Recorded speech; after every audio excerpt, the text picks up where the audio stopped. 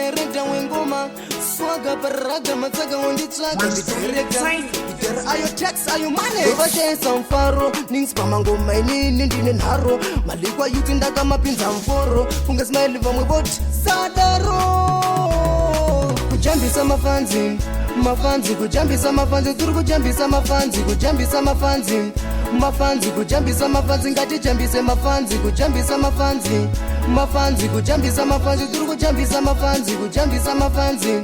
mafanzi kujambisa mafanzi ngatijambise mafanzi una dhanzi kujambisa mafanzi pakati nix ndipo pakati mimanzi pamadhanzi ndorokana na mizi pari pakuimba ndinoimba nana brizi ndovaunganidza vese kunge nhunzi ndotanga kuvajambisa kunge zvimupanzi changosara kwandiri kupaka bhenzi ndopinza freelance kana muri mudhanzi kujambisa mafanzi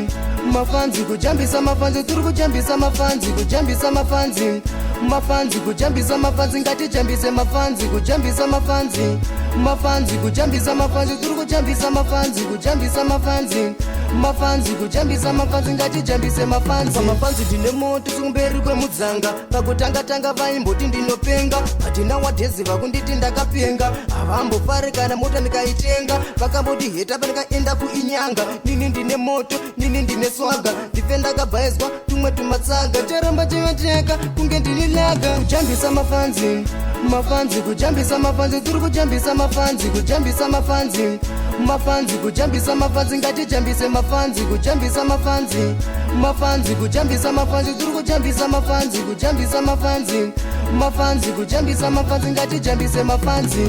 una dhanzi kujambisa mafanzi pakati nix ndipo pakati mimanzi pamadhanzi ndorokana na mizi pari pakuimba ndinoimba nana brizi ndovaunganidza vese kunge nhunzi ndotanga kuvajambisa kunge zvimupanzi changosara kwandiri kupaka bhenzi ndopinza freelance kana muri mudhanzi kujambisa mafanzi mafanzi kujambisa mafanzi turi kujambisa mafanzi kujambisa mafanzi mafanzi kujambisa mafanzi ngatijambise mafanzi kujambisa mafanzi mafanzi kujambisa mafanzi turi kujambisa mafanzi kujambisa mafanzi mafanzi kujambisa mafanzi ngatijambise mafanzi.